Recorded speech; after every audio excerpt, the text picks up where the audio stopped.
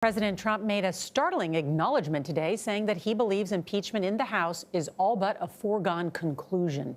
The impeachment inquiry heats up again tomorrow as American diplomat Bill Taylor, who worked at the Ukrainian embassy, tells his side of the story. Major Garrett has more tonight on the president lashing out at members of his own party.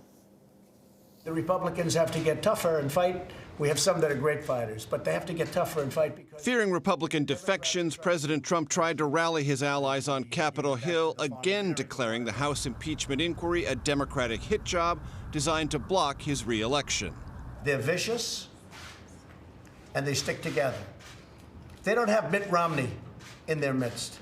Utah Senator Mitt Romney drew the president's ire for criticism over his Syria policy and approach to race. I think the places where I would be most critical of the president would be in matters that were divisive, that appeared to be appealing to racism or misogyny.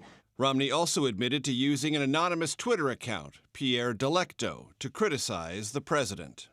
Even staunch supporter Lindsey Graham of South Carolina said he'd be open to impeachment if the president committed a crime. I find him to be a handful.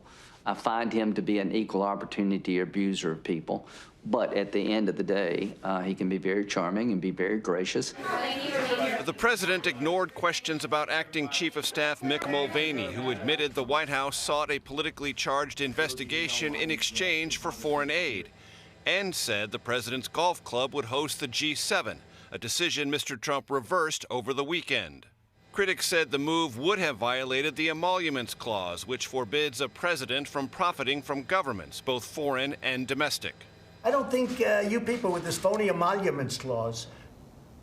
Major joins us from the White House tonight. So, Major, what have you learned from your reporting? Is the president looking to replace his chief of staff? What we know for sure, Nora, is there is an internal power struggle going on. Numerous sources here tell me that White House counsel Pat Cipollone is vying aggressively for Mulvaney's job. And Mulvaney allies acknowledge he is facing the most turbulent waters of his tenure as acting chief of staff. But they say his knowledge of congressional politics, budget, and regulations give him an advantage, at least for now. Both men, Mulvaney and Cipollone, are enmeshed in the Ukraine controversy. And my sources tell me the president might in the end decide to keep both men where they are to minimize West Wing turmoil and maximize supervision. All right, Major. Thank you.